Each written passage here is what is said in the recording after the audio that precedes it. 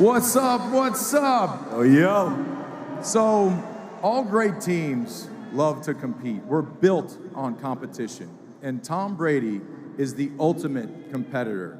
Whether it's off-season conditioning and you're in his group and he decides, you know what, we don't need a rest. We'll just keep running. Or as a defender going against the best quarterback to ever play, that competition is what was infectious to all the great teams that played here. And I embraced being around such greatness with a guy that was so competitive and drove us to seek greatness and go after it every single day and repeat it. Forget about what you did yesterday, focus on being great. And I enjoyed every second being with Tom. He's the best to ever do it. Ever do it. And Rob is right, man.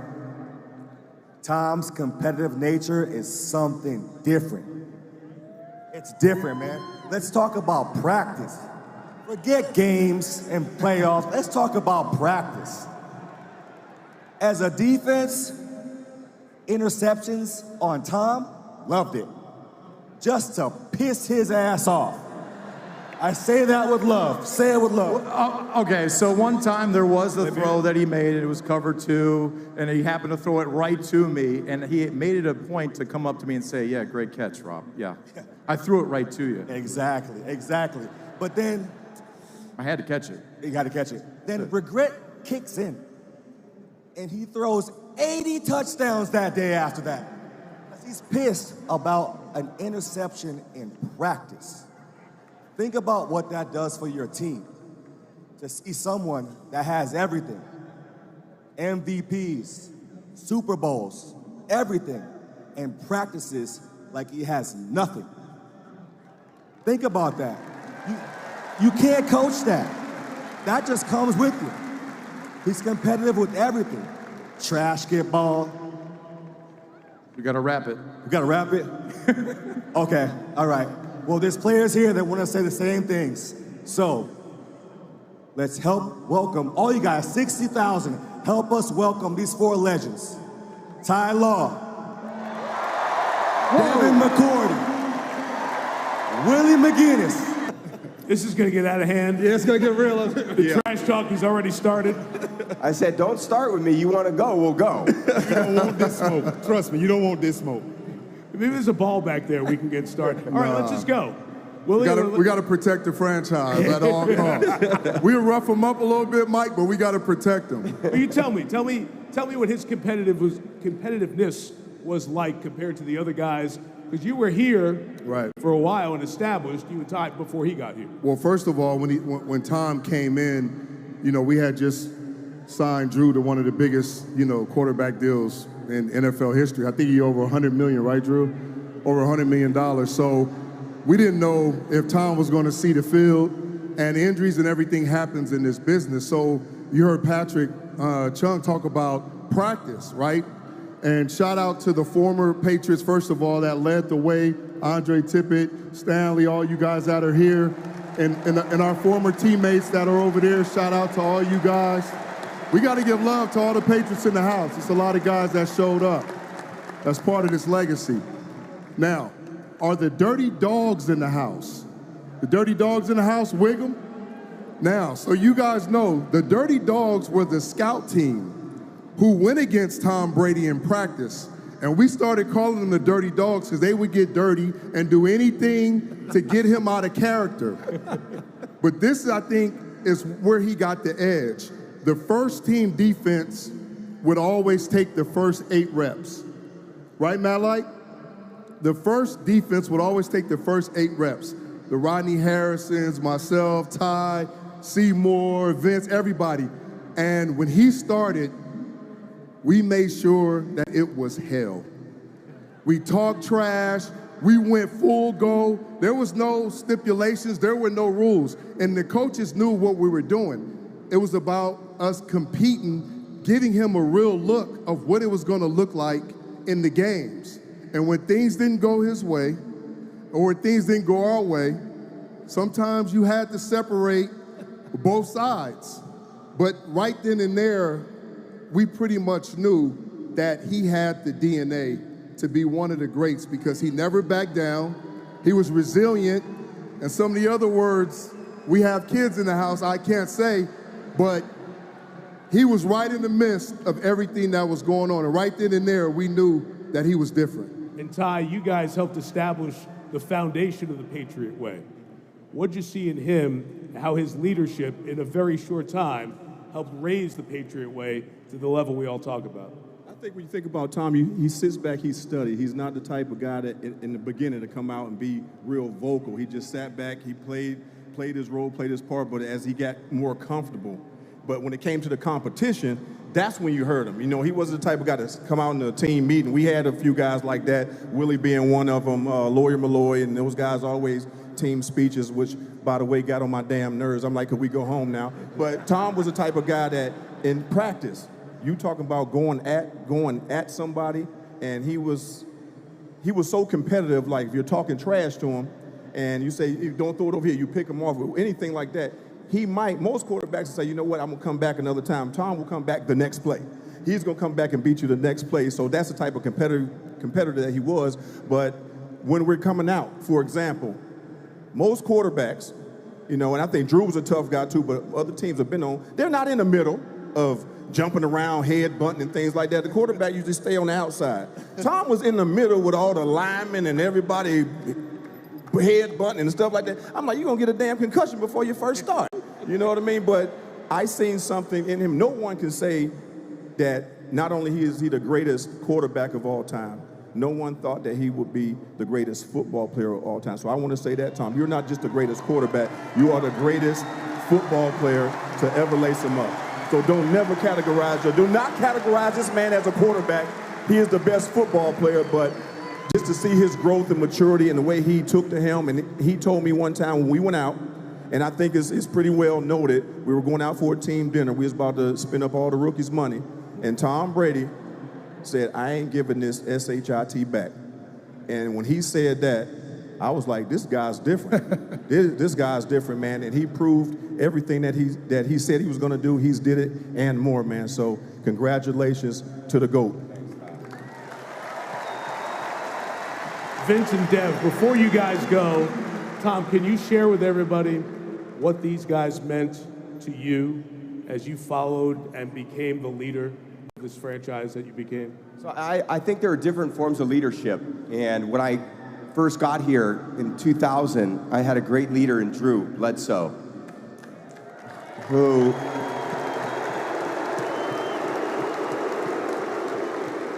I think so much of the success when I think back was, and a lot of people ask me now, who's going to be the best quarterback? Which kid drafted? And I said, I don't know. Tell me where they're going and tell me who they're around and tell me who's going to develop them. And I got into this organization and I walked in day one and I had Drew Bledsoe sitting in that quarterback room with me. Damn right, I was going to be developed.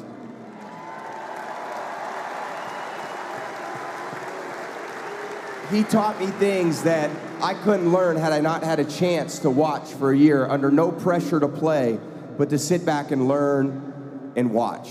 And I got to watch Ty Law practice, who was a first-round pick with high expectations that played like a Pro Bowler, played like a champion, practiced that way, showed up every day looking to kick ass in the run game and the pass game, was willing to take on any #1 receiver in the league, didn't care who it was, and had the utmost confidence in every single thing that he did. I got to see Willie McGinnis, who is one of the greatest players and leaders that I ever witnessed on the field, that didn't matter what coach asked him to do, set the edge in the run game, sack the quarterback, strip the ball, make a play in the fourth quarter, sack the quarterback in the playoffs.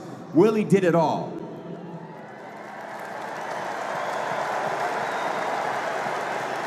And Willie had a very peculiar locker in the locker room. His was the last locker you had to walk by on the way out the door. And you better believe if Willie was sitting there. Forget who we was playing on the other side of the ball. I didn't want to let Ty down. I didn't want to let Tom. I didn't want to let Vince. None of the guys, we didn't want to let each other down. So we held each other accountable. And it didn't matter who you were. Everybody was held to the same standard. Devin, I need to let you share your thoughts on coming in let's here. make this a little younger. We got all the old guys. I was going to say, You old too, buddy. you're the Trust me. established guy You're on old too. TV, but all these guys are reminding you you're the youngest guy up here. They told me yesterday too. Wait your turn. Yeah. And be quick. What do you mean to you? For me, it's so unique hearing these stories. These guys saw Tom when he was young. Vince saw him when he was kind of young. I saw him when he was an old guy. And that was when I first came in. And it's hilarious because Ty's over here talking about headbutting. Gerard Mayo lost a tooth because Tom headbutted him too hard in pregame. And we talk about being competitive. Brian Hoyer took a lot of money from him in the locker room just betting on cornhole and different things. And I'm watching this guy, and I'm just like, this dude's nuts. He's a leader of our team, but he's nuts. And I'll never forget the way the offseason was when I was young was the veterans came in a little earlier. When the young guys came in, they got a little bit of a break. And we come in, and the first time we come in, for me, I'm the rookie. Tom's in there. Randy, Vince, Gerard. So I'm like, damn, this is a big day. It's the first day all these guys are in. First day in, Bill curses all these guys out about leadership and what they didn't do last year. And I'm in the back, and I'm standing up in my seat like, oh, he's talking to him? I'm scared to death. And I remember going on the field that day, and Tom comes up to me, and he goes, hey, I'm Tom. Yeah, I know you're Tom. And he's like, Devin, we're excited to have you. I'm happy you're here. And I go home that night, I call my mom, like, Ma, Tom Brady knew who the hell I was. I was so excited. And then you find out later in training camp, once he's signaling stuff at you across the field, talking trash, you're like, oh man, he was just nice, just an introduction. He's trying to kill me. So he's meant so much. I've talked to him about how I could get better as a player, different things. He told me that gave him problems as a quarterback. I tried to implement in my game. He showed me how to be a leader, being a captain, watching him, watching Vince, the guys in front of me. But just him being him changed our whole locker room. Thankful I got the opportunity to play with him. We've got offensive guys waiting to talk. So in the Patriot way, you've gotten the ball back for them. Yep. But I want to go around the horn real quick. If you could just give me one quick sentence, tell him what he has meant to you in your life. Vince, I'll let you go first. I mean, he meant the world to me because of his leadership qualities. And just because football isn't part of my life anymore, daily I have to be a leader. And when I think about leadership, the first person I think about is Tom Brady. Willie? I think Tom took everything that was in place and he took it 100 levels above what we were doing each year in, year out. And what's important about a superstar or whoever you label these guys is he never put anybody above the team, not himself, not anything. He would turn down things if the lineman couldn't do it. It was all about team. And I think that's what makes him so special. And I will say this, and I say this to a lot of people. He knows he's my brother, and I love him to death. He's a better person than he is a football player. If that says a lot. Absolutely. Dev? And I will echo what Willie said. I want to say, man, big shout out to his mom and his dad, because what I learned was the person you are is who you need to be every single day, no matter what happens. And being on the road and traveling and seeing the attention and stuff he got, and he just remained the same every single day. It taught me the type of man that I want to be more than anything else. Yeah, he was great in football, but he showed everybody in the locker room how to be a great man, and that's so important for me. Yo, Tom, like the leadership qualities that have, he lives it, he breathes it. So what I've learned from Tom is resilience and wanting to be the best, not taking a day off, not taking anything for granted. But the most important day for Tom was the next day.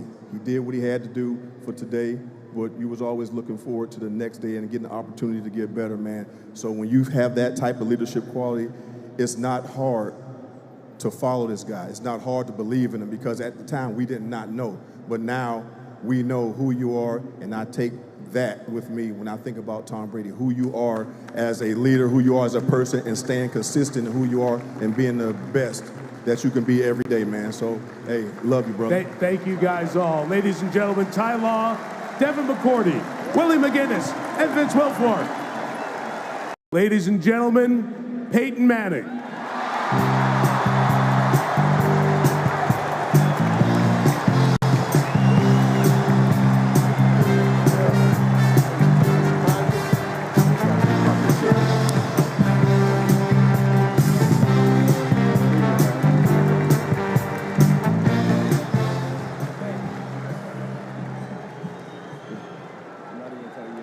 You didn't know that was coming, did you? You didn't know he was here. I love this guy. I know I looked up to him since the day that he was in high school football, and he was the #1 rated quarterback coming out. He was the #1 rated high school recruit out of, was it Cardinal Newman Catholic? Yep, Newman. Isidore Newman. Yep. Isidore Newman. And then went to Tennessee, won the Heisman. Did not win the Heisman. Close to win the Heisman, Charles. Nice. This is about you. Let me talk about you. But I'm just saying, he's the guy that, you know, when we were quarterbacks in the league, and I tell this to so many young players, and I've been fortunate to have a great relationship with Peyton over the years, and I think for me there was so much admiration and respect for the way that he handled himself through the wins and the losses, and how he conducted himself on and off the field. And he's an incredible friend of mine, and I love him. I love his family. Got to know his family really well over the years. Always sending me text messages after games, after he retired, and we shared so many great memories in Indy, in Gillette Stadium here, and obviously in Colorado when he played for the Broncos. So thank you so much for being here. I'm honored to be here. Thank you very much.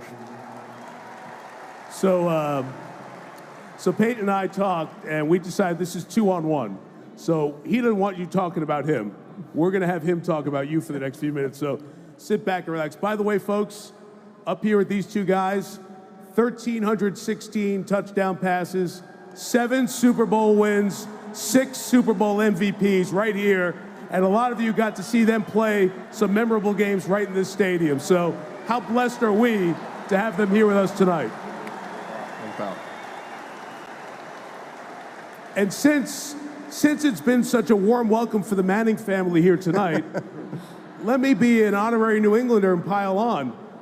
Tom's first start, right over there in the parking lot now, September 30, 2001, was against you.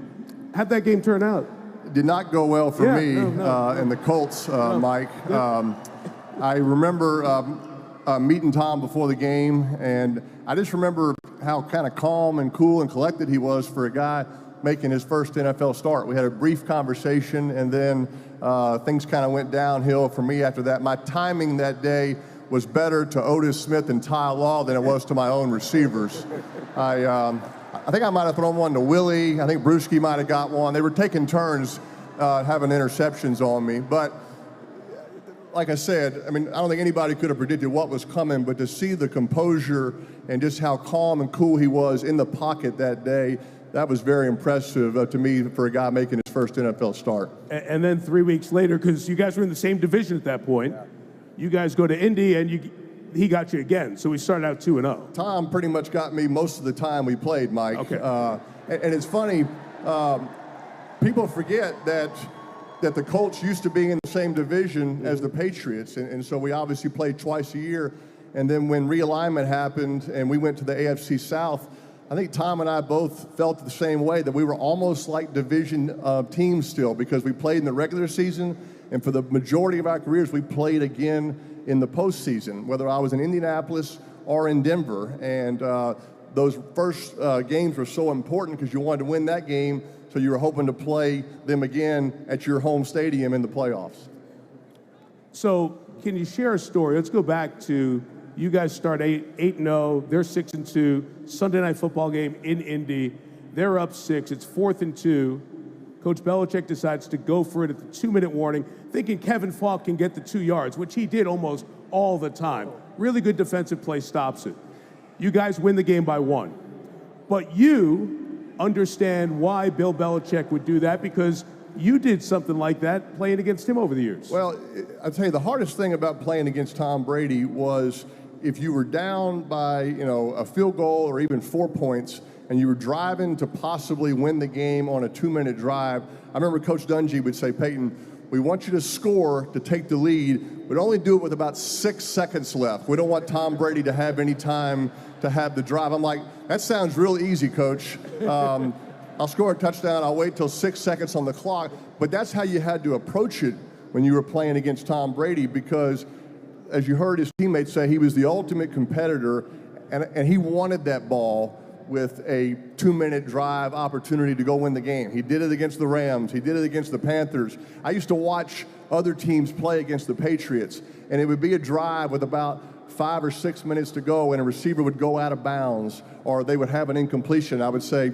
yeah, that's going to cost you the game right there, because now Tom's going to have the ball with 1.5 minutes to go, and he's going to just take him right down the field. So when we played against him, absolutely. So when we played against them, that was our mentality. Sure, try to win the game if we have a chance, but don't give him the chance to have the ball back. And even when he did, I was praying on the sidelines. I never pray on the sidelines, but I was like, Tom's got so many Super Bowls, let me just have one chance to win one maybe. So, but that's what a great player he was. I'll let you back in here. And when we do games on TV, we get to do production meetings. These guys were two of the best because they're so smart, so accomplished. They tell you things you need to know.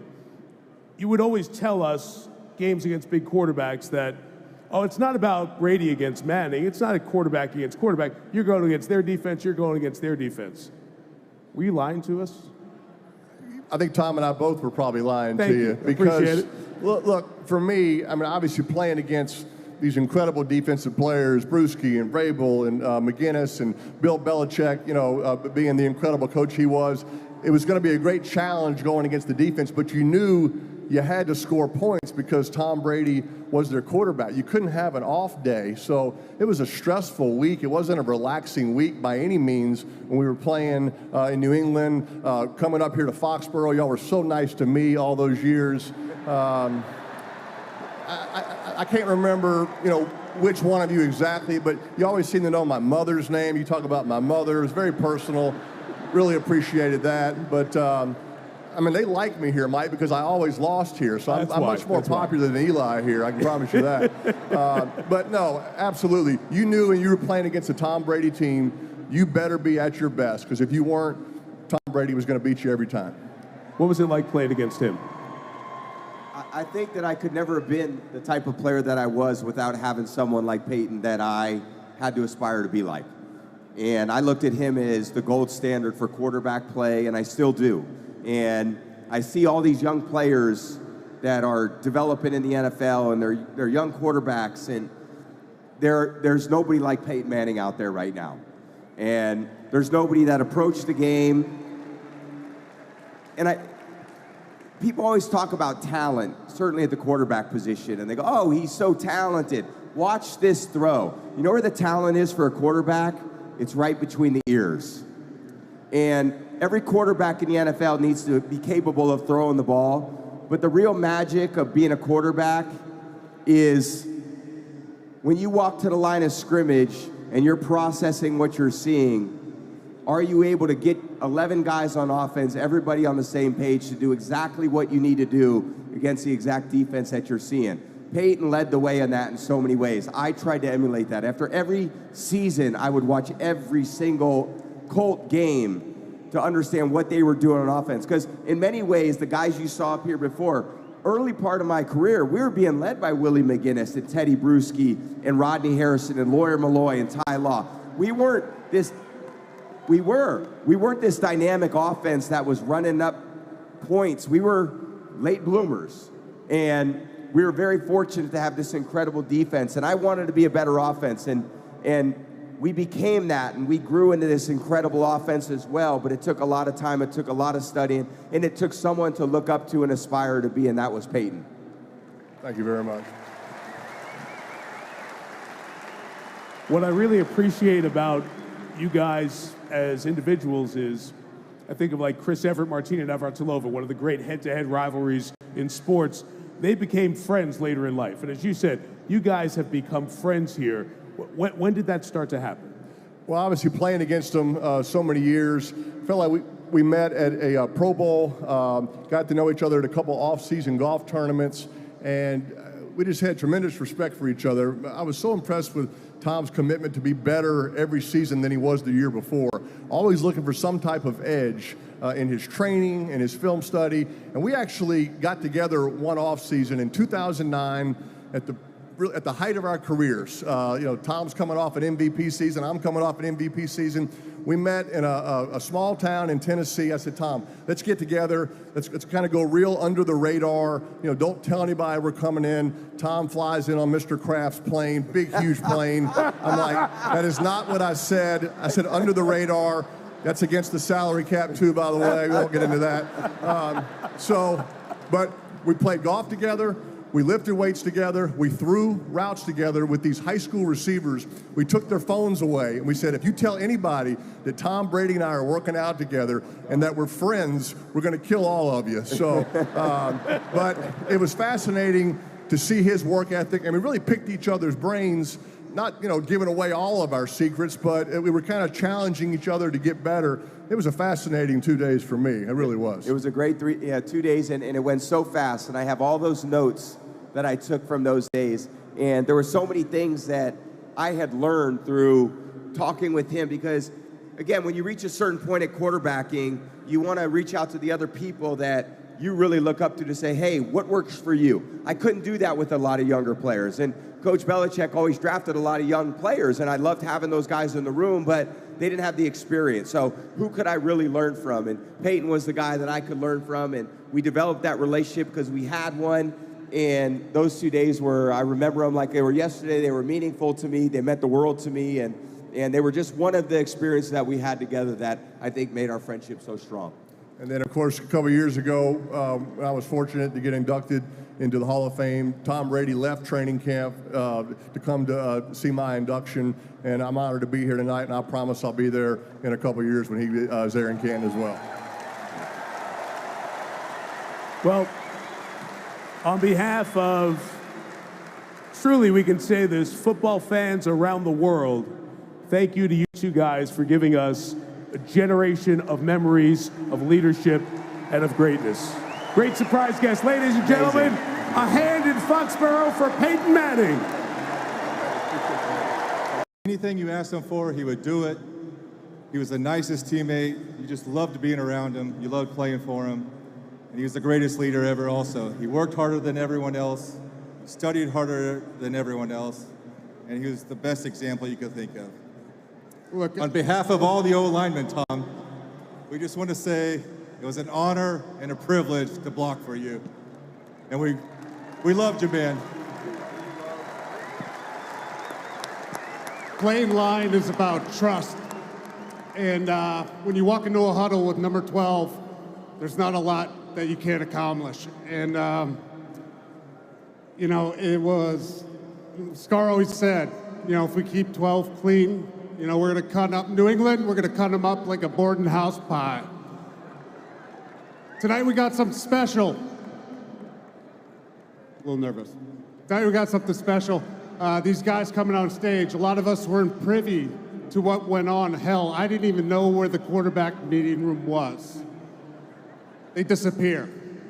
But tonight, they're going to take you into that quarterback meeting room. Patriots Nation, please welcome Drew Bledsoe, Josh McDaniels, Brian Hoyer, and Matt Castle. All right, take us inside the quarterback room. I guess you got to start, Drew. You got to tell us what it's like. Yeah, I got to start, and I promise to be nice tonight, unlike a couple weeks ago. I was going to start off with a Kevin Hart quote, but I'm not going to do that. I think the most important thing, and there'll be a lot said tonight, but, when you look around here and the teammates that are here, the fans are here. They would show up even if you were a jerk because you won a lot of championships and all the awards, but the teammates and the coaches that are here because of who you are, not because of what you did, right?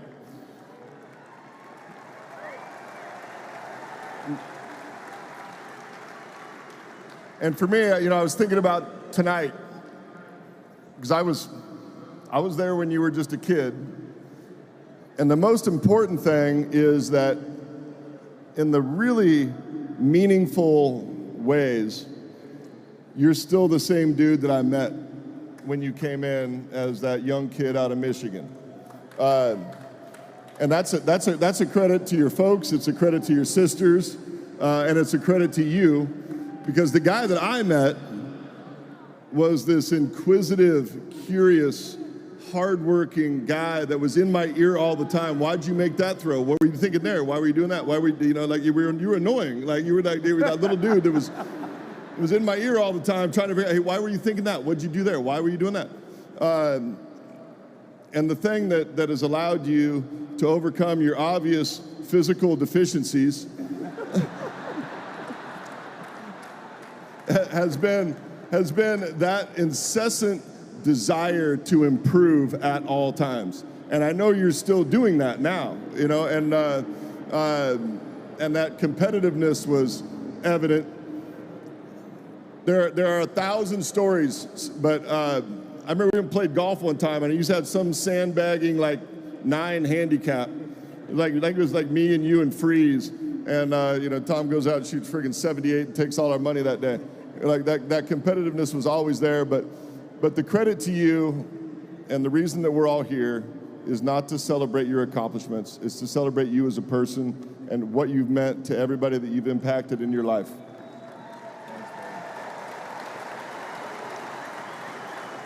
Josh, you get started here, actually started defensive side of the ball a couple of years, and then it's a long run with this guy. For you, the first impression and then the way things developed in terms of an incredible relationship between the two of you calling plays. Yeah, I was 28 when Bill asked me if I would do this, and the answer was, of course, I would do it. But I obviously, this was a 2-time Super Bowl champion on his way to being a third one, and I just remember the first time I had an opportunity to interact with him when I became his coach, you know, and he was certainly well accomplished by then, and he allowed me to be myself, to grow on the job. He always respected me. He showed me the type of compassion and all the things that we know of Tom now. He allowed me to grow as a coach underneath him as a 28-year-old who really had no business. He knew way more about quarterback play than I did when I first started. Matt and Brian, you guys come in here, picked in the late round for you, undrafted for you, Brian, and Tom's established now as the guy, as a Super Bowl champ. So your first impressions certainly different than Drew's. So share those with everybody. Oh, yeah. Well, when I got here, obviously, Tom had just come off his 3rd Super Bowl in 4 years. It's a little bit intimidating. You're coming in as a 7th-round draft pick. We got 5 quarterbacks on the depth chart. I'm sitting there going, man, I've got some work to do here. And I had the weakest introduction of all time. He comes up. I'm like trying to figure out how I'm going to introduce myself. I didn't think he knew my name at all, which he didn't. And so he walks up and I say, hey, I'm Mr. Brady, I'm Matt Castle. And I was like, oh my God, why would I say Mr. Brady? He's like, call me Tommy. But I thought for sure I was getting cut the next day because he wasn't going to deal with any nerds like that. Because I was like, Mr. Brady. But I mean, from that point on, what was interesting about Tommy was he loved to compete. You've heard it. He loves, and he also, his desire was not just on the football field, it was in the weight room. And so when I first started working out and all that stuff, I didn't work out. I mean, I worked out by myself, and wherever Mike Wojcik told me to go, oh, Mike Wojcik. And one day, Tommy comes up and says, hey, you want to work out? I was like, yeah, let's work out. And for the next 4 years, he was my workout partner. And unfortunately, I had no creative ideas in that process. He would tell me exactly what we had to do. We did boxing one off season, yoga one off season. It was crazy, but it was his leadership, his ability to take somebody underneath his wing that he didn't have to, a 7th-round draft pick, and didn't owe me anything. But it was the type of person, the type of teammate that you hear on and on that Tom Brady is to each and every person that comes in that building. And it benefited you and this franchise in the 2008 season.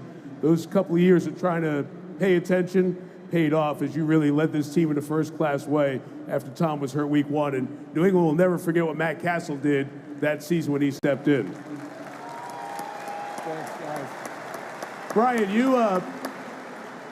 I mean, it's remarkable. This is the supreme compliment. You've played for a quarter of the teams in the league.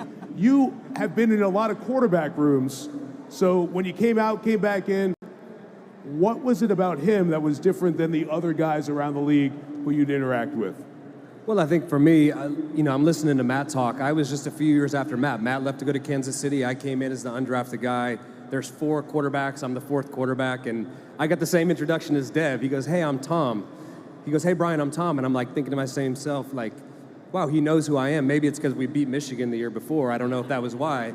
But, the same introduction, I'm thinking, yeah, no shit, you're Tom Brady. And I'm the 4th quarterback. And I just came here. My agent was like, go to New England. I'm telling you, they like you. And I thought, this is an opportunity to learn from the greatest. And at that time, he already was the greatest. And so I came in, he took me under his wing.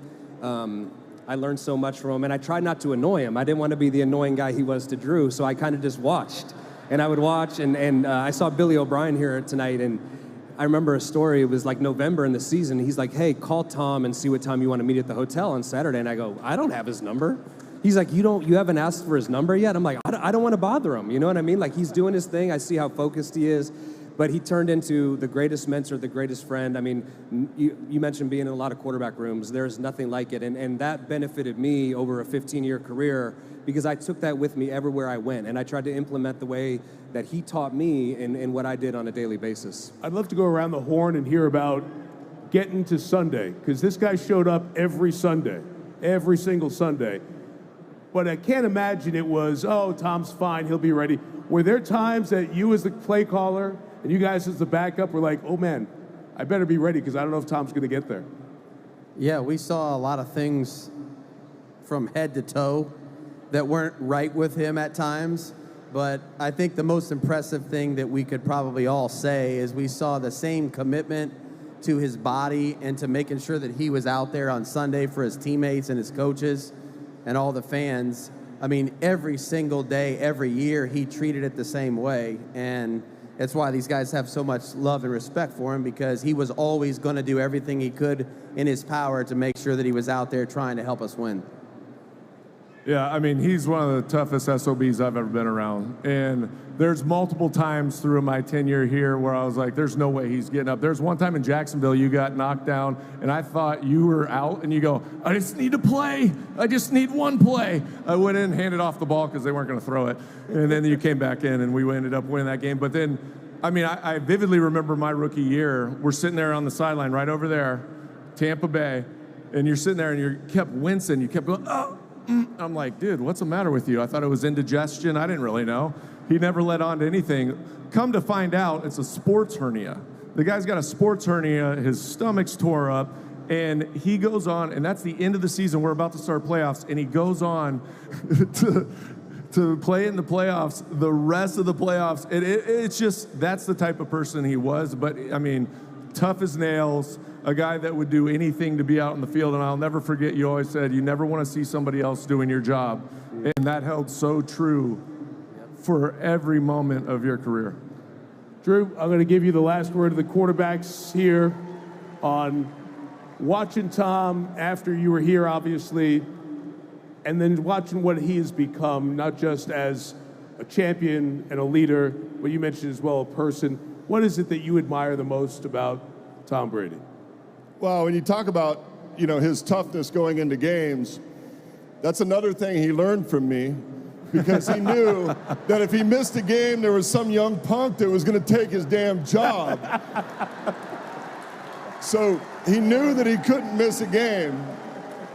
There's some youngster that comes in, and all of a sudden. But I will say about Tom, and I promised we were going to be nice tonight and not roast him, but of all the great things about Tom, great teammate, greatest quarterback of all time, you were the worst backup quarterback in the history of the NFL. You never understood that when I got healthy, you're supposed to go sit the hell down. Dude, I love you, man. I've said it before, but it's something that I think should be said over and over and over again. The only thing greater than your accomplishments as a quarterback and your awards is the person that you are, and the person that you are in the lives of so many people. Love you, buddy, and incredibly proud of you for this honor. Drew Bledsoe, Matt Castle, Brian Hoyer, Josh McDaniels. We appreciate you so much. But there's one beautiful thing you did in the spirit of this city. You made a beautiful movie, 80 for Brady, in the spirit of 5 beautiful women in their 80s, one of which going through cancer, that relied on your spirit to get through that bout. And thank you for my SAG card. However, I'm a very mediocre actor. You are we've all seen Ted, all right, we've all seen Ted, but thank you for making the beautiful movie 80 for Brady, and 2 of which are here. Let's give them a round of applause.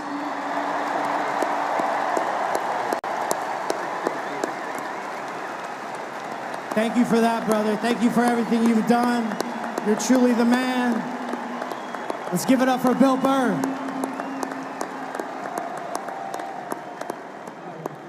Danny Amendola, everybody, come on. Danny Amendola. Looking like he's on Dancing with the Stars. That was amazing. Those tight slacks, the whole thing. All right, this guy, we're gonna have a little bit of fun here. You know, we've been talking all nice things about Tom Brady. They wanted me to come up here, have a little bit of fun with some of his famous friends and some of his haircuts over the years. And who better to make fun of some of his haircuts than a bald ginger a foot shorter than him? All right, we're gonna start. Here we go. Look at that mullet, everybody. Come on. How gorgeous is that? Nobody brings the mullet like that. Donnie Wahlberg can barely contain his excitement. He probably said, Tom, whatever you do, don't go to Dorchester with that haircut. We need you to start on Sunday. You're not in San Francisco anymore there, buddy. All right, next slide. Here we go. Who's this one? Oh, it was Steven Tyler, another legend. Give it up for Steven Tyler. Look at Steven's face. He's like, oh my God, I think that's Jim Irsay. Holy shit, I went to rehab with that guy. He was addicted to weighing footballs after letting up 300 yards rushing and losing by 35. Piece of garbage. One of the Colts had to go. Peyton was too nice, so I had to leave him alone. All right, next one. Arguably the only guy with better hair than Tom Brady, John Bon Jovi. Come on, everybody. Here's something you might not know about John. He knows a ton about football and came this close to buying the Buffalo Bills. True story. John, did you think that through? If you bought the Bills, you were going to have to live in Buffalo. Yes, with a bunch of fat chicks and lake effect snow. I think you dodged a bullet, buddy. You should stay in Jersey where you belong.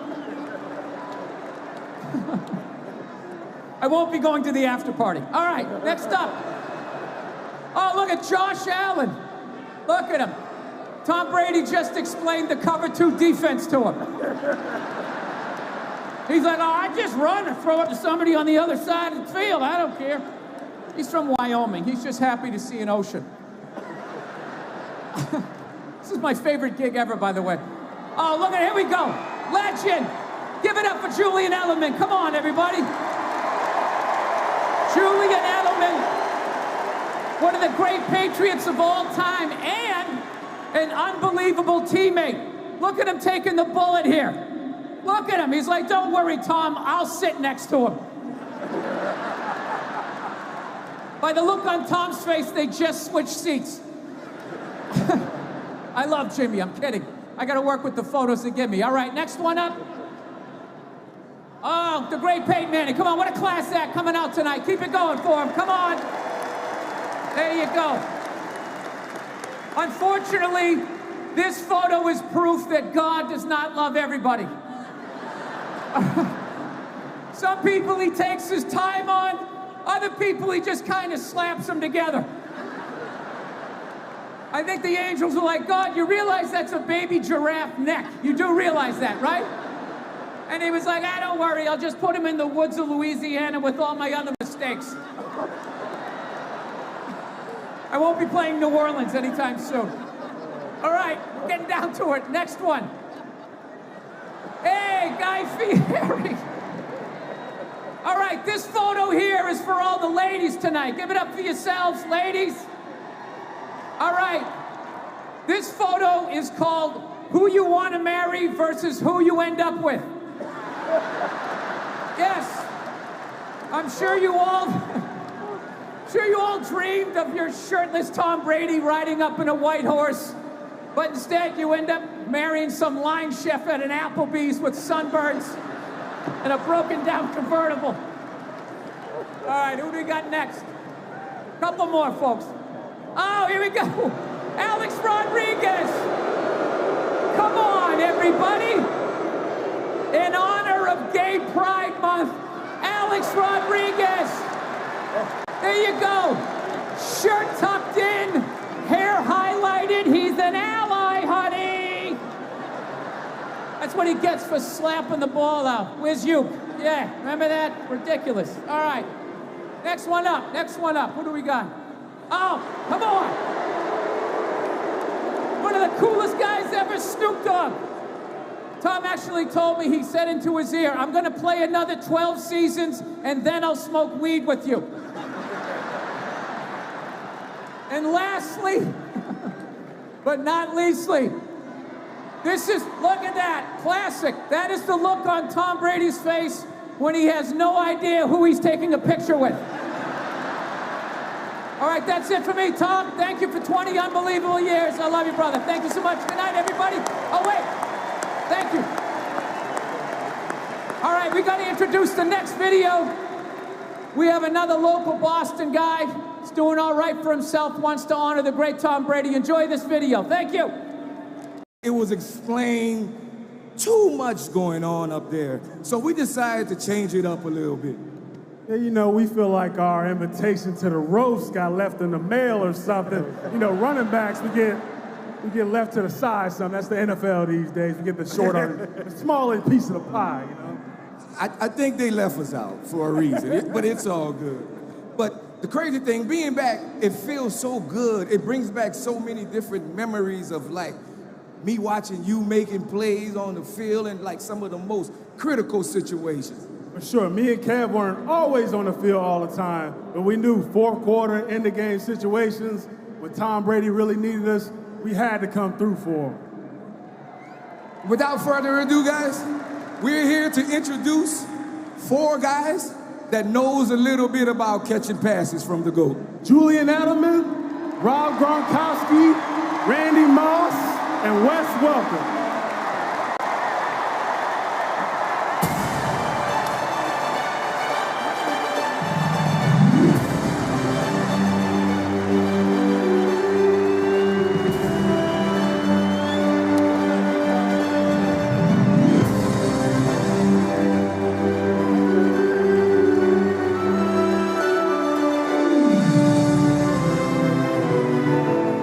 Either one, Wes, we're all good. We're all fam here tonight. These guys, the 4 most touchdown receptions from Tom Brady, right up here. We can throw 3 wide and 1 tight end here and have a team nobody can stop. Randy, take me to the season with you and Tom. Well, I think that a lot of fans here were just wondering, and I think football fans were just wondering what they were going to get.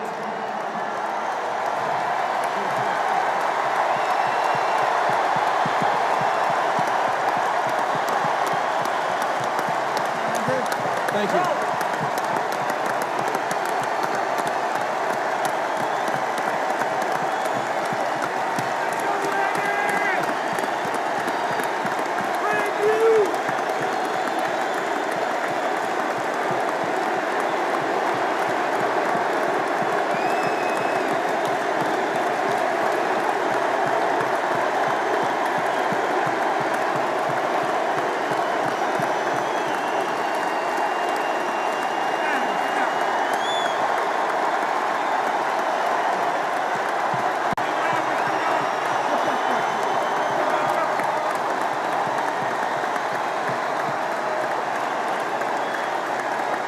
Y'all know it's always good to feel this.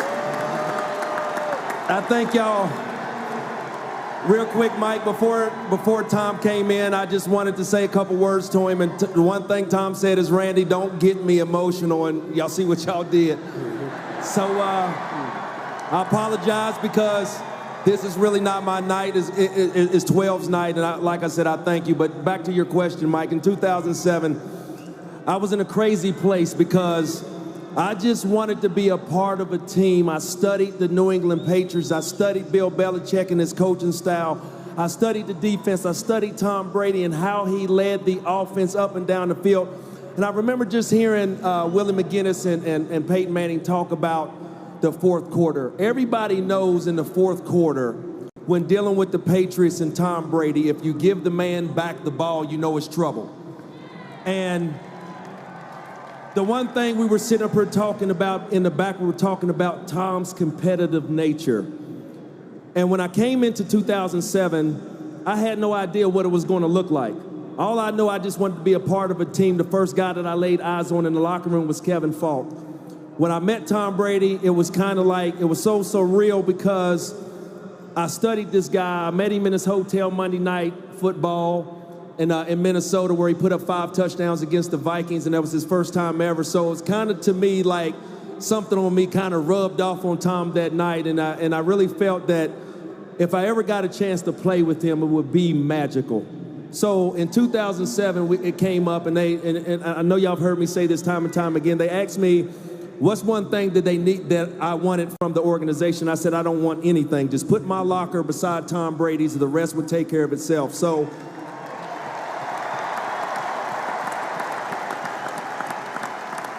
and I just want to clear up, lastly, because I want to hear my other 3 brothers talk, but it was just something that I had a goal and I had an individual goal, and I know this is not the organization for individual goals, but I had something to prove. And the reason why my hat's off to you, Mr. Kraft, Belichick, Brady, my teammates, is because y'all gave me something I was looking for 10 straight years, man. That's be a part of a team, not being singled out. And you hear everything about the team concept, about doing your job, holding everybody accountable. If you're holding the #1 man on the team, Tom Brady, accountable for anything he does on and off the field, then the other 52 men on the team better get in order. Like Willie said, you won't be here long. So in 2007, man, was great. We didn't bring it home, but I tell you what, it was something I set a goal to do, and that was come out here and just show my dominance. And Tom, the Patriot Nation, y'all helped me do that. God bless. Thank you. 23 touchdowns, record-setting season, the season you were a part of as well. Yeah, no, it was definitely a special year coming here in 07, coming from Miami and being able to be a part of something. Thank you. Something so special. You know, when I was playing against them when I was in Miami, I always looked at their team and I saw the guys that they had and the type of team they were, and you could tell they're winning games as a team. And you know, I was just like Randy. I wanted to be a part of something like that. So when the opportunity presented itself to get traded here to New England, I mean, I remember I was helping my brother like lay tile at his house, like, and I'm getting a call to come here to New England, and me and my dad are sitting there like jumping up and down and knowing the opportunity that's coming, and I just, you know, was so blessed to be able to spend that time, and especially with Tom here, and you know, that first year, to be honest with you, I hated Tom. Like, I mean, he was so demanding. Why'd you do that? Why'd you? And so it was just time and time again of screwing up and failure and then getting it right and then failing again and over again and talking through things over and over again and meeting during the off season at UCLA and just going as hard as we could, and we'd be doing 2-minute drill, and I'm sitting there running all these routes, and all right, one more, oh, the guy jumped off sides, we gotta do it, all this stuff, and I'm just sitting there, I'm like, but I loved it because it made me so much better. The work habits that he even put in myself, because I thought I worked hard until I got around Tom, and that dude just took it to another level, And it was something so special and something I've just been so truly blessed to be able to be around. And not only that, but your humbleness, your class, the way you go about your business, the way you do everything, the father you are, just everything. I mean, I think a lot of us really look up to you, and the way you really conduct yourself on and off the field. It's really something special, man, and I love you for it. Jules, we're celebrating work ethic here. You come in at 09, 7th round pick, like 13 picks after he was picked, in the low 200s, right? Gronk, you come in the next year. When you get here, what do you see about the way he's still working that inspires you guys to become the workers, the stars that you became? Well, for me, it wasn't like Randy, where it was love at first sight. Let's go!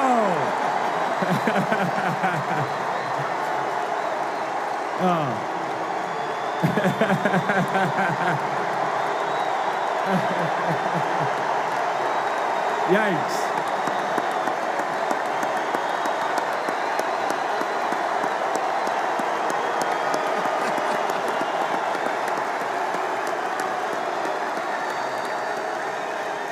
No, I love you guys. For me, like I was saying, I was a late round guy, and Tom and I were represented by the same agents, and so we kind of had a connection when it came to that. And he was from the Bay Area, I was from the Bay Area, and the first thing that you could just instantly tell from Tom was how genuine of a human being he was. I mean, I remember seeing him for the first time. I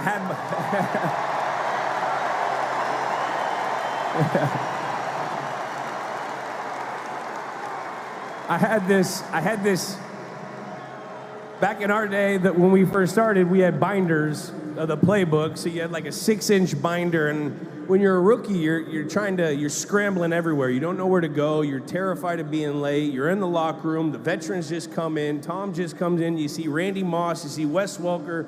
They just had 2007 where they just broke a bunch of records. So you're sitting there like, shit, I hope I don't fuck. Or, I don't know if we're supposed to swear. You don't want to mess up. And so I see Tom. I'm walking through to go to a special teams meeting. And I'm running. And this tall, handsome guy with blue eyes and a jawline that'll strike you from away from the room comes through. And he goes, hey, my name's Tom. I drop my binder. I'm like, nice to meet you, Tom. It's very, very nice to meet you. But the simple fact that I was a 7th rounder, I was a nobody. He knew my name, he knew a couple things about me, and that's something that he knew, and he did with everyone around the facility. It didn't matter if it was the cafeteria ladies, the equipment staff, the training staff. It didn't matter what was going on in his life. Tom was the same dude every time, and he could compartmentalize, and I learned so much from him. He was such an inspiration. He, like Wes said, like Randy said, he brings your hard work to a whole nother level because he always practiced with a purpose. He always had something that he was working on. It didn't matter that he already had 3 Super Bowls. It didn't matter that he had all the accolades. He always practiced with a purpose, and he was always a professional. And, for a younger guy, if you were 43, 53, the 58th guy on the roster, you had no choice but to follow order because your best player was your hardest working player, man. So it was insane. Pretty cool. Gronk, you guys were magic together. What did he do to help make you one of the greatest tight ends in the history of the National Football League?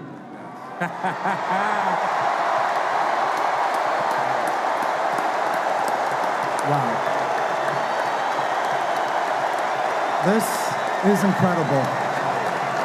This is incredible. And Tom, you're the only one that can bring so many people here together. All these ex-players, ex-teammates, all these fans, you're the only one in the organization that can bring all this together. and have a lovely night. So thank you for that, man. And coming in as a rookie, I struggled. I was raw, I had talent, I was big, I didn't give a F. I was blocking my face off, I was running routes, I was awful, but I was also really good at the same time. And Tom lit a fire under my butt every single day in practice. He got on my case every single day. If I wasn't where I needed to be on an out route, he'd be yelling at me, he'd be screaming at me right when I get back in the huddle. I remember one time about week 4, my rookie year, in practice, I ran a flag route and I didn't get outside of the defender. And if you're running a corner route and you don't get outside of the defender, Tom Brady's not throwing you the ball. And he's gonna let you know he's not gonna throw you the ball. And that's what makes him so great as a player and as a teammate and as a leader, because he wasn't scared to get on your case, to elevate your game to the next level. Yeah, I thought he was a jerk at sometimes my rookie year, but let me tell you, I figured it out. I figured out why he was on my case. He wanted me to be the best player I could possibly be. And he saw talent in the Gronk, baby. And I didn't even see that talent yet. And Tom saw that talent. And the day that Tom and I connected, it was a Panther route, from what I believe. A Panther route was where I go full speed into the end zone. I just lower my shoulder. I just give the, the little chicken wing. Get physical, get physical. Get physical with the defender, with the linebacker, and I turn around, box him out, and get open. And Tom Brady, every single day, exemplified, get physical. You're bigger, you're faster, you're stronger than everybody. And first year in the league, you're still looking at everyone like, whoa, I'm in the NFL, everyone's faster than me, everyone's bigger than me. But Tom would boost that confidence. No, Gronk, you're bigger, you're faster, and you're better than effing everybody. And I never really noticed that. And then we got on the same page Friday in practice. We run that Panther route. I get open. Tom throws it to me. We catch it. Touchdown in practice. He's flipping out. That's what we need in the game on Sunday. That's what's going to happen. So what happens? We go to Chicago. It's 70-mile-per-hour winds. I think you took a shot before the game, actually, Wes Walker. 2 or 3 shots of Jack Daniels before the game. Back to Tom, all right, back to Tom. It was -3 degrees, and the windshield was ridiculous. And what happened? The Panther play gets called, and Tom Brady looks at me in the huddle and says, "Get the F open, Gronk." And who am I going versus? The great Brian Urlacher as a rookie. So I run 15 yards down the field, and in my mind, this is the time where I can finally gain the trust in the organization and in Tom Brady, because you're not going to play if they don't have your trust. I run full speed at Brian Urlacher, give him that chicken wing, get physical with him. He backs up about 3 yards because I give him that, that meaning. Turn around, where's the ball? It's coming full speed at me. The placement right exactly where it was in practice, because Tom Brady does not miss. I turn around, caught the ball, and from there on, that trust has just exemplified to the next level. So thank you, Tom, for always believing in me.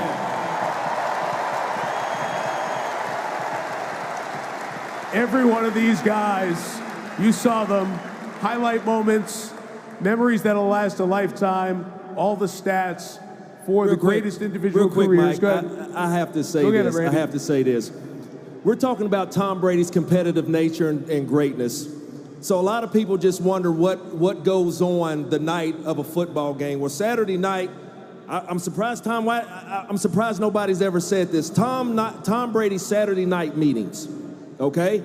And we're talking about greatness, Mike. It's a lot of head shaking. Yes. And all you running backs, White, Falk, y'all know about them Saturday night meetings, okay? Hoyer, y'all know about them. And the thing about it is, all the mistakes that we made during the week, all right? All of his pass catchers. He'd have a separate meeting with his O-line, okay?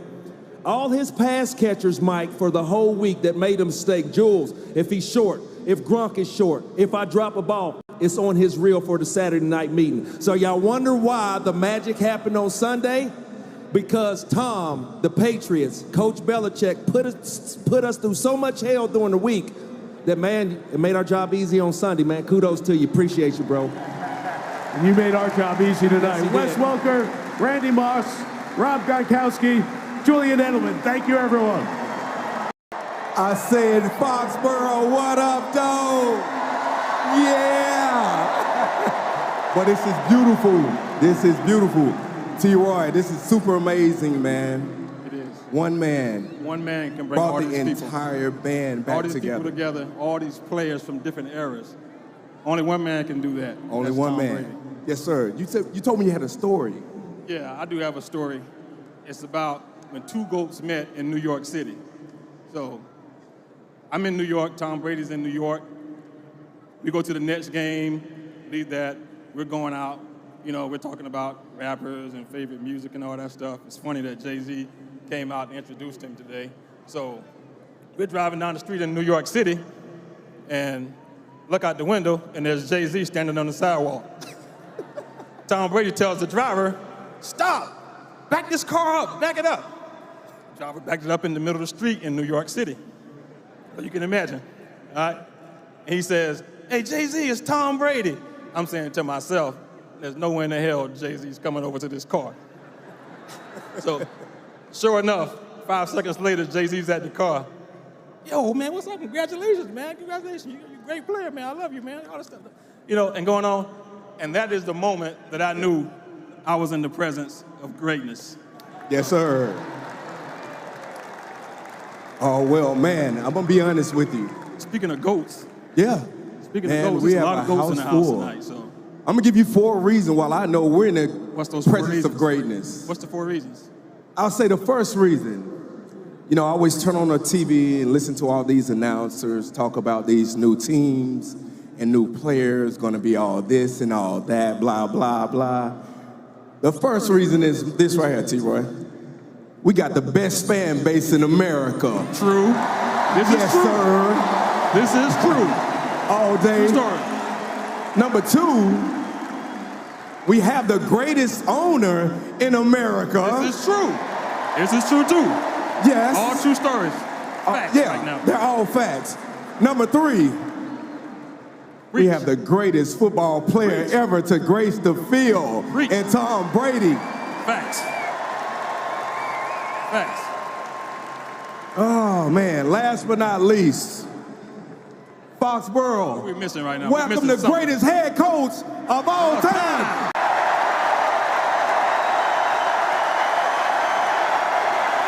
Thank you. Thank you. Thank you. Yeah, thanks a lot. Hey. Thank you. Thank you, man.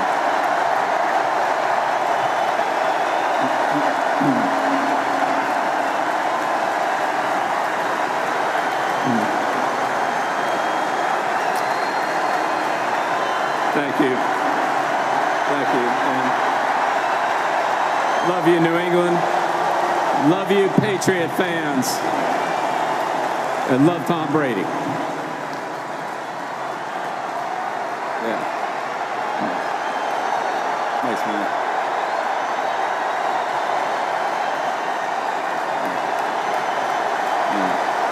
Thank you.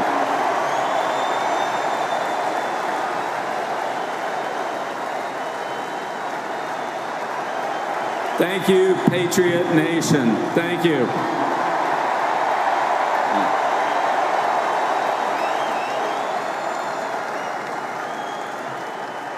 Yeah. Tom, it's a lot better reception than we got out in L.A. Oh, thank you. Thanks so much. It's thank you.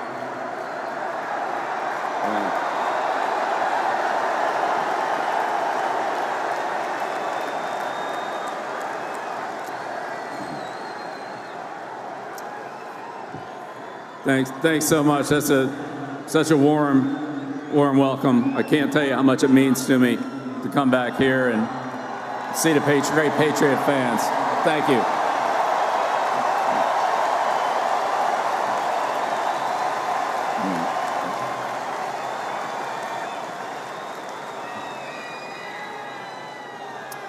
So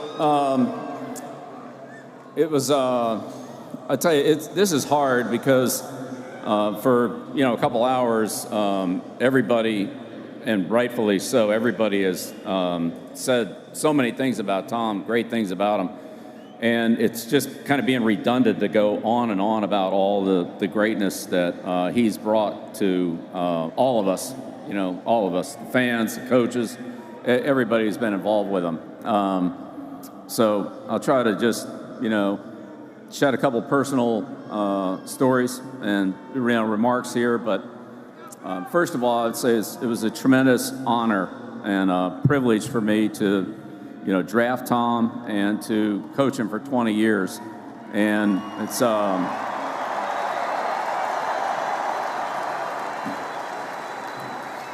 as we've heard from so many of his teammates, his pursuit of excellence, his work ethic, the drive, the competitiveness, the unselfishness, everything he brought to the team. It was really an honor for me to be involved with that and to be able to work with him every day and learn from it. So I know that we can talk about a lot of his great plays, and honestly, we'd be up here all night. I mean, this thing would we could go until the middle of next week. But just a handful of things, and the guys that just were up there. That the 82-yard touchdown to Troy Brown in 2003 to beat Miami in overtime, right? I mean, the 59-yard touchdown in the snow to Deion Branch down the sideline in Chicago. Right here on this field, 5 touchdown passes in the second quarter against Tennessee. 3 to Randy, 1 on a flea flicker, and 2 to Wes in 1 quarter. The seam pass to Rob in Super Bowl 53 to set up the winning touchdown. And we can go on. We can go on and on. But, a couple of the plays that I think about that I remember where Tom was the most excited after the play would be the scramble in Chicago against Urlacher for the first down, the scramble for the touchdown in a Snow Bowl against the Raiders,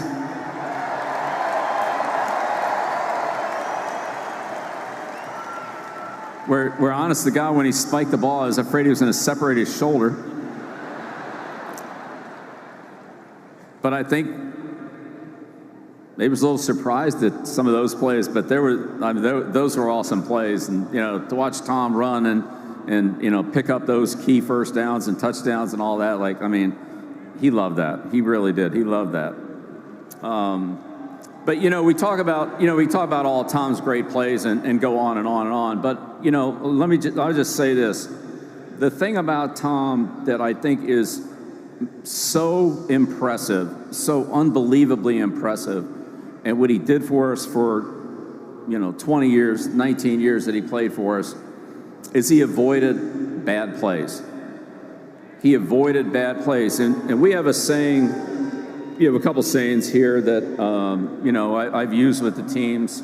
You can't win until you keep from losing, or more games in the NFL are lost than are won.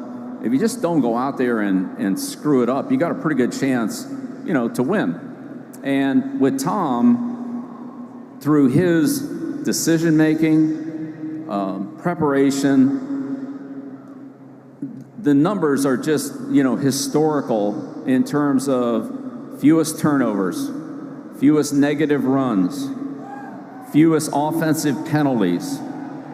And so when you eliminate all those plays, and you can stay out of long yardage, and you can keep the ball going forward, and you can keep managing situations, and then that makes Tom's excellence on third down and in the red area and in long sustained drives, because there were so very few bad plays, way less than any other team in the league by far. And of all the things that Tom does well, I think the ones that are the thing that's underappreciated, not by the coaching staff, and certainly not by me, but sometimes people just don't give him enough credit for how very few bad plays he had at quarterback as a team. And yeah, hell yeah. I mean, absolutely.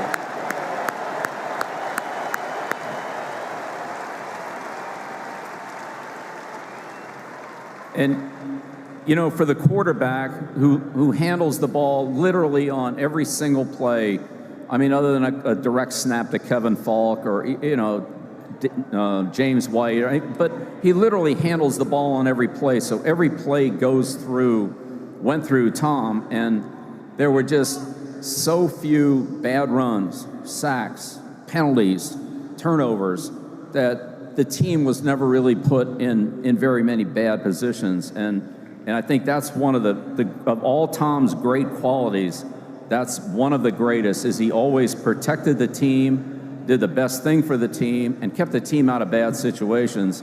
And that really helps everybody else.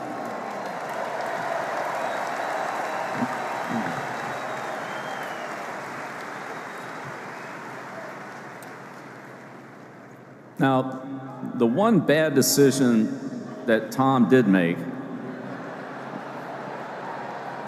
that I personally saw was not on the football field, but was on the golf course. And Bill Perocki, the CEO of Pebble Beach, invited me to play in the Pebble Beach Pro-Am. And so I played with Tom, so we were in a foursome together. And we're on the 6th hole. And the 6th hole is a long par 5, down a hill, up the hill. The Pacific Ocean's on the right, it's a big cliff. And so, it's a typical Pebble Beach day, overcast, cloudy, light rain, mist, not typical. And Tom, now again, Pro-Am, keep in mind, you have a pro. So when you hit a bad shot, and I hit a lot of them, you just pick the ball up and play the pro's ball. That's what you got a pro for.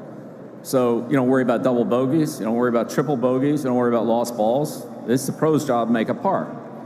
So Tom hits his drive, hits his second shot, and the ball's going over to the right, over to the cliff, which goes into the into the Pacific Ocean, and the ball rolls out of sight. And so looks like this one rolled into the ocean.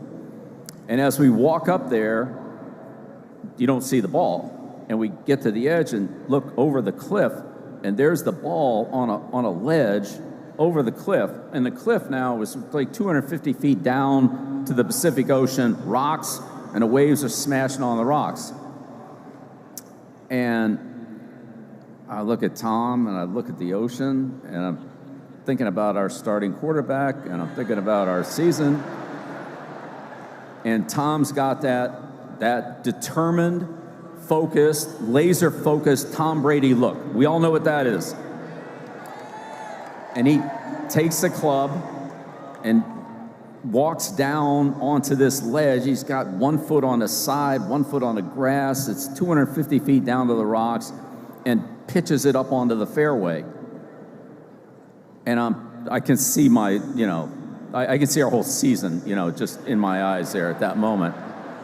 And then he needs the caddy to help him launch back up onto the fairway. I mean, he's like down there like 3 or 4 feet, and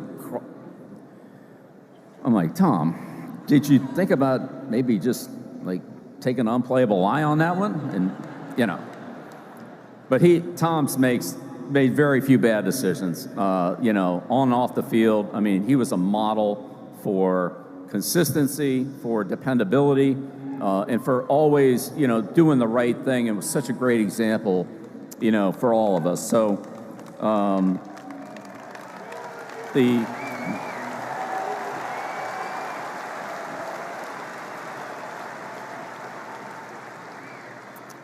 the opportunity I had to meet with Tom, at least twice a week. We met a little bit more than that earlier in his career, but twice a week I met with Tom. Those were, some of the best days I had as a coach in my entire career, because I learned so much.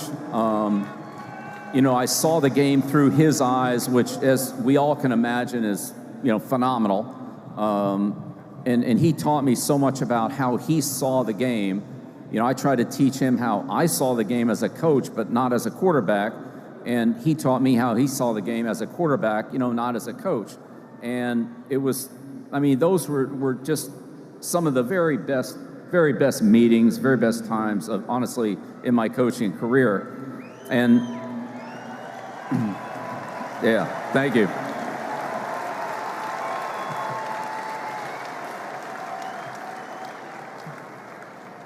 And through those meetings and the preparation that we had, Tom had, you know, the things that really stood out were how much he cared and how much he prepared. And, you know, several of the guys have talked about his preparation. It's really legendary, you know, all week. And, you know, and those meetings were very challenging for me because I knew he'd probably seen, you know, 10, maybe 15 games of the opponent that we were going to play.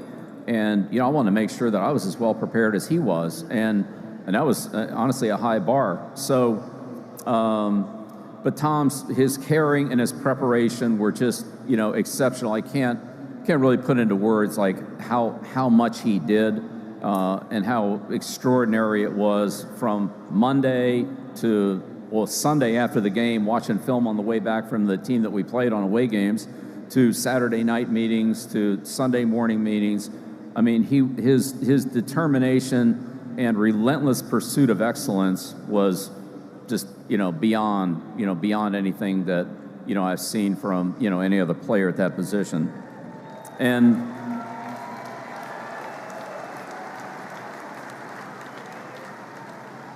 I just want to take a second to mention, you know, the coaches that, you know, were most directly involved with Tom. So, you know, Ernie Adams for 20 years.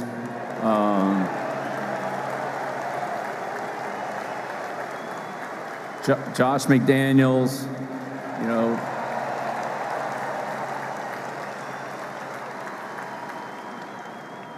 Charlie Weiss.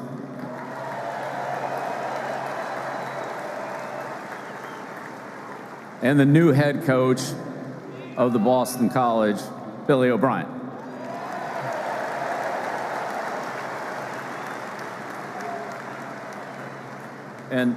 And those guys, I mean, did such a great job of coaching and working with Tom, and particularly in you know, seeing Tom develop and looking at his skills and trying to tailor the offense to all the things that he did well and did best and that he was most comfortable with. Those guys put in a lot of time and a lot of work to, you know, to make that happen. And so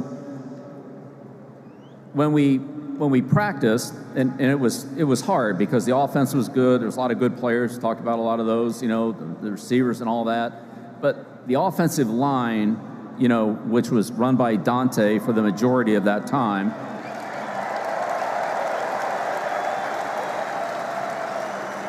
who's also in the Patriots Hall of Fame.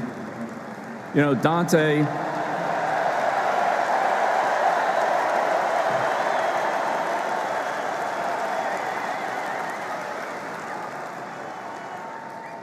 is just like all the other offensive linemen. As long as they don't call holding on him, he's happy, man.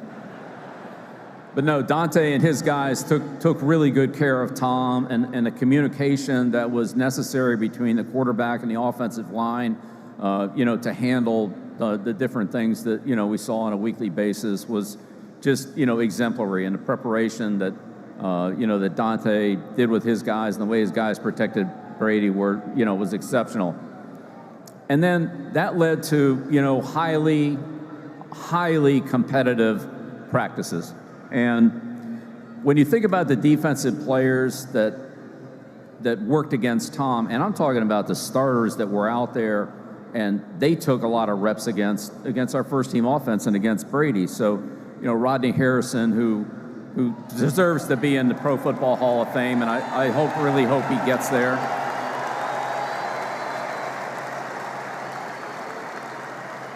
You know, Vrabel and Brewski, Seymour, Malloy, you know, Ty Law, Talib, McGinnis, Wilfork, Seau.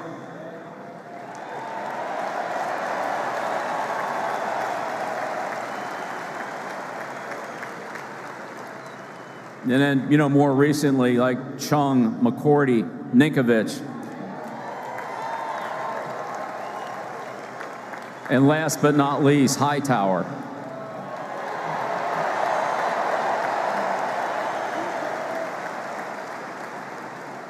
So without Hightower, I don't know how a couple of those Super Bowls would have turned out, all right?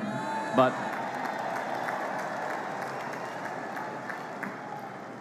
I can tell you as a coach who spent most of his career on defense, the number of times that I walked off the field with our other defensive coaches and we looked at each other and we were kind of shaking our heads a little bit like, are we that bad on defense? Like, we cannot stop these guys. Like, are we that bad? And then you realize over time how good Tom and the offensive unit was and how competitive it was.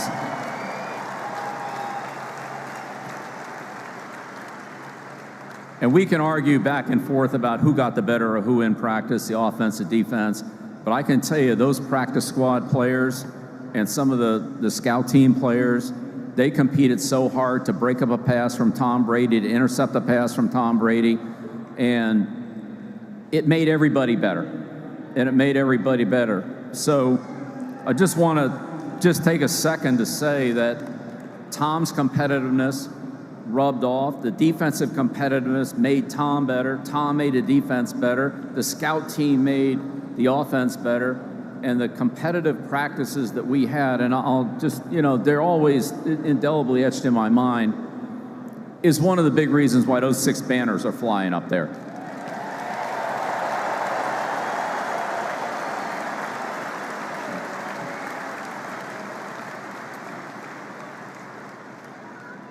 So, in conclusion, it's just, Tom, want to say thanks on behalf of all the players, all the coaches, all the staff, all the people, the hundreds of people that are here, and the thousands of fans that are here.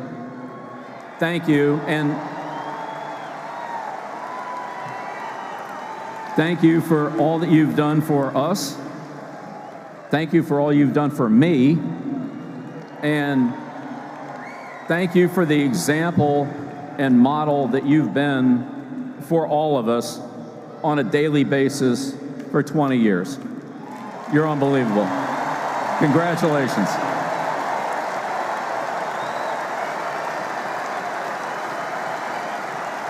Thank you for that, my friend.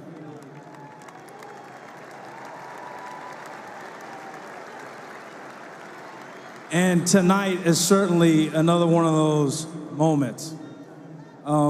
Thomas would be the first one to tell you that in order for people to be successful, there needs to be structure in place. And great leaders, they put structure in place that people can flourish. And in 1994, there was a man by the name of Robert Kraft.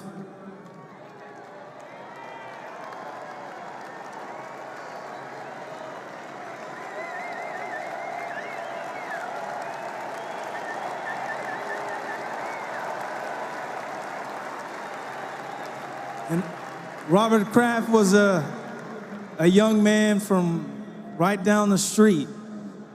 And at the time, he made what was probably a very poor financial decision and overpaid for a franchise that had struggled for an extended period of time. But since he took the helm and began to lay out his vision for our team and our organization, him and his family have turned this team into one of the greatest teams in the history of North American sports.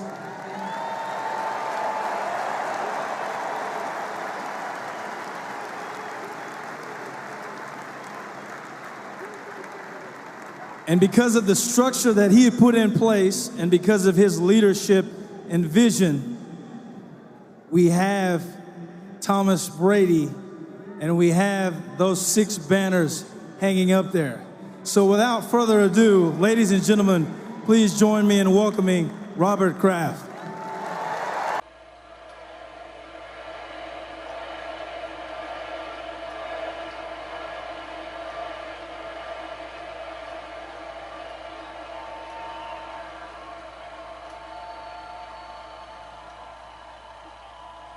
So as we all see, there's only one iconic number that will always represent Tom Brady. And tonight, I promise that it will never be worn again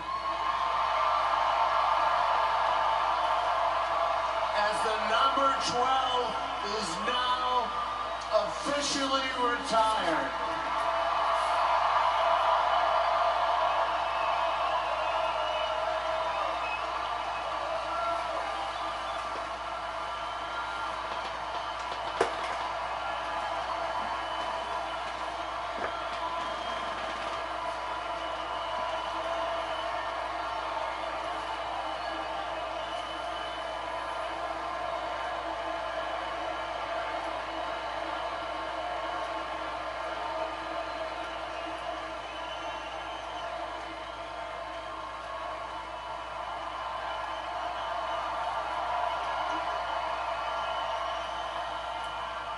Tonight, we celebrate Tom Brady as the 35th person to be inducted into the Patriots Hall of Fame and the 8th to have his number retired.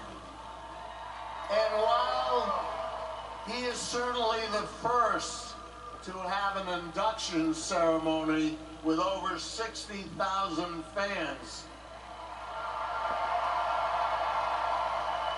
we felt like these honors still weren't enough to differentiate the GOAT from everyone else. And while we've considered the Patriots Hall of Fame the highest individual honor for this franchise, we wanted the greatest to be the first to receive even a greater honor. So last year we commissioned a local sculptor to create a larger-than-life bronze statue to perpetuate the legendary legacy of this once-in-a-lifetime player. Tom's figure will stand 12 feet tall and be unveiled during this 24 season. It will stand alone in the plaza outside of the Hall of Fame to symbolize his position not as the greatest in franchise history, but the greatest in all of NFL history.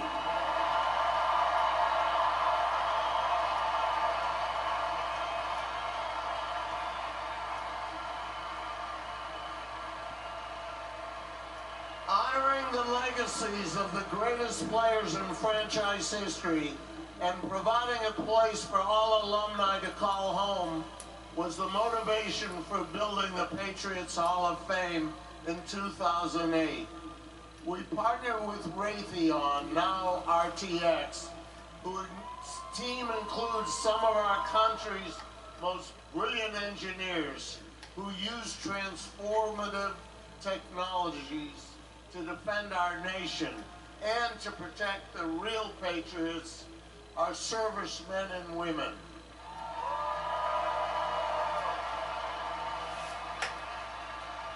Tommy's induction into the Patriots Hall of Fame is why we are all here tonight.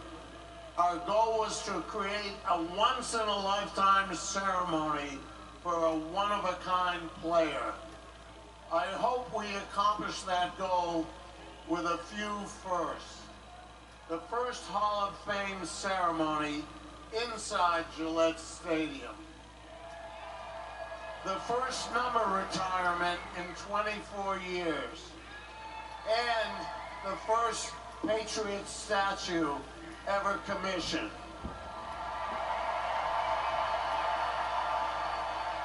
Tommy, on behalf of the entire Patriots organization, your coaches, your teammates, and all of your fans, I want to express a heartfelt thank you for your extraordinary contributions. Your journey with the Patriots was nothing short of remarkable, and we are incredibly proud to have been part of it. Patriot fans, please join me in welcoming a self-proclaimed Patriot for life, whose legendary legacy will live here forever. It's my honor to introduce you to the 35th member of the New England Patriots Hall of Fame, the great Tom Brady.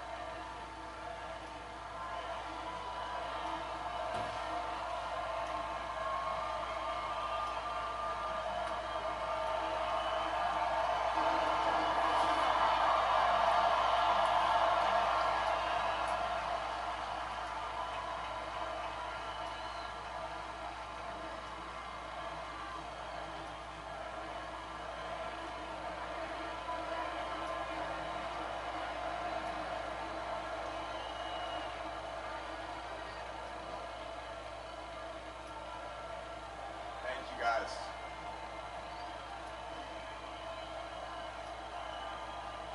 Thank you. All right, everyone. Sit down. Patriot Nation, it feels good to be home.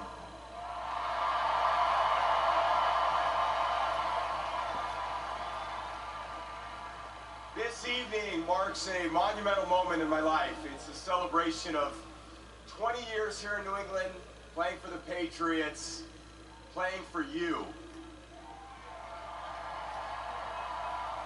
The greatest fans in the NFL.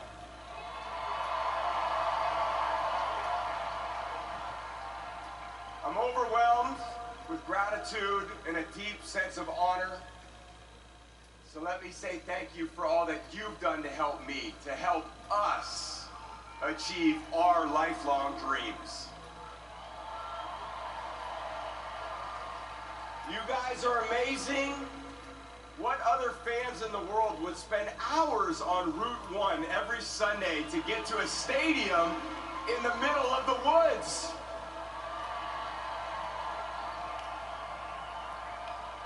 We've even got 4 guys who went to jail for me, sitting right here as RKK's special guests.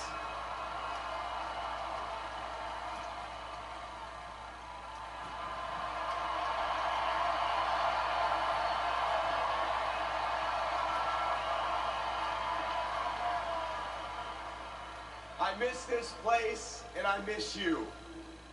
And I didn't even encourage you guys to get lubed up tonight, but you guys have shown out like you always do, and I love it.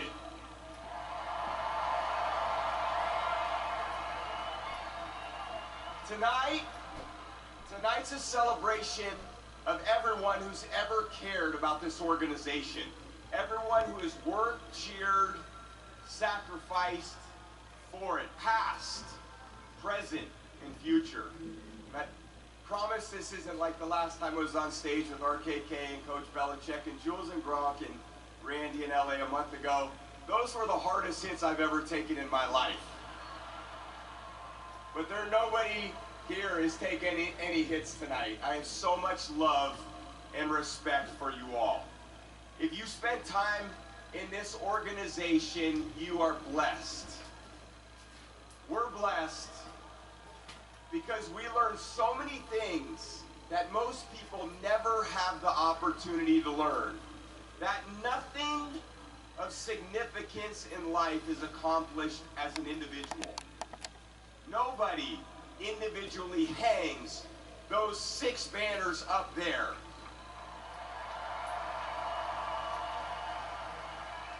The team does.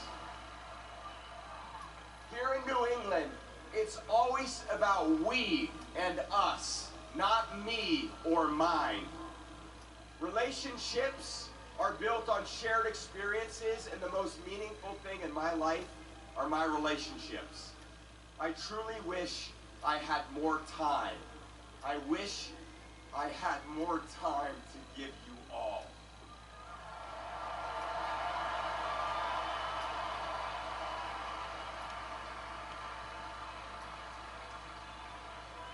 So how do I sum up 2 decades in New England in one short speech?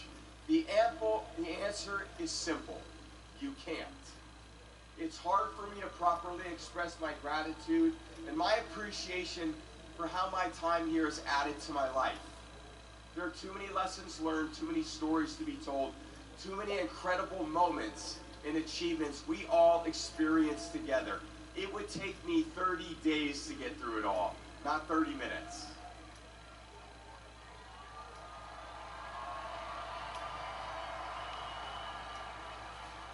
There are so many people to thank, and I apologize in advance if I leave anybody out.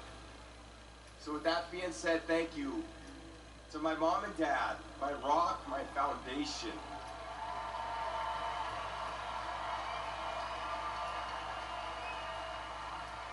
Your love and your commitment to your family is unmatched. To my sisters and me, you are our everything. I'll never be able to thank you as much as you deserve. Sometimes it takes someone to believe in you when you don't believe in yourself.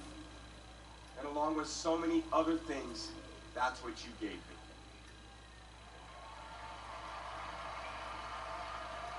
My sisters, Maureen, Julie, Nancy, people ask me where I get my mental toughness. I was the 4th best athlete in my own house growing up.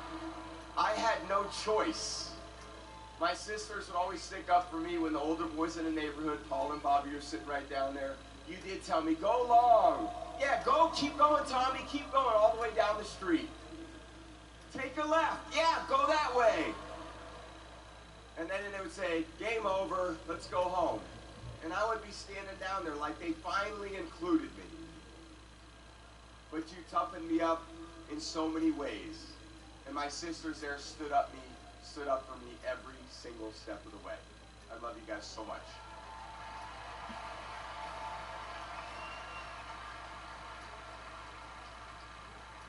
To my kids, Jack, Benny, Vivi, your dad loves you more than anything in this world.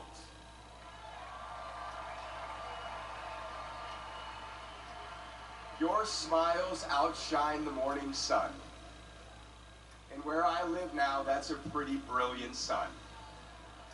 There's no greater joy than watching the 3 of you grow and teach me things on your way to becoming incredible young adults.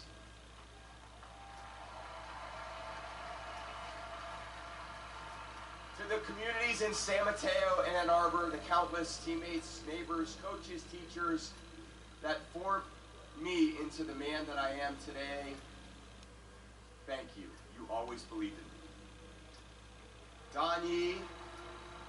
Don Yee, Steve Dubin, my agents, 2 men who took a hot-headed 6th-round pick out of college from Michigan and helped them navigate the whirlwind that would be the next 23 years. I'm sorry for taking all those team-friendly deals along the way, fellas.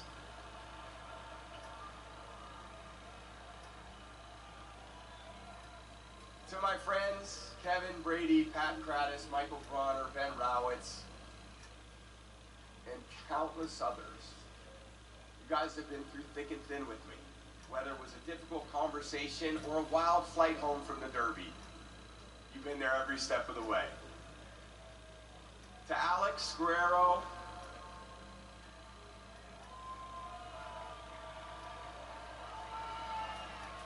my brother from another mother, our commitment to each other is unmatched. Thank you for being who you are, a selfless, dedicated GOAT. And just so everyone here knows, without AG, this moneymaker right here, this thing would have lost its touch a long time ago.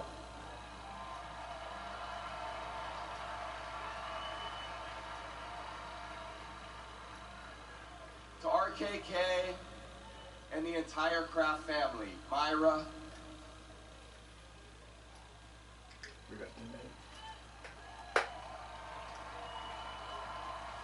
Jonathan, Danny, Josh, David, and Dana. In the year 2000, I was drafted as an immature 23-year-old kid. And 20 years later, I left New England as a much older 42-year-old immature kid. But in that time, I was taken in by a family who loved me as a son and embraced my family as one of their own. RKK, look around. You fostered a culture of excellence and integrity that has impacted an entire region. I love you.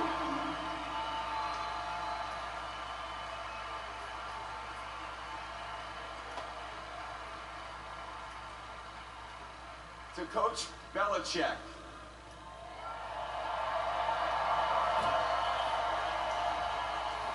thank you for your tireless commitment to develop and push me to be my very best. It wasn't me, it wasn't you, it was us.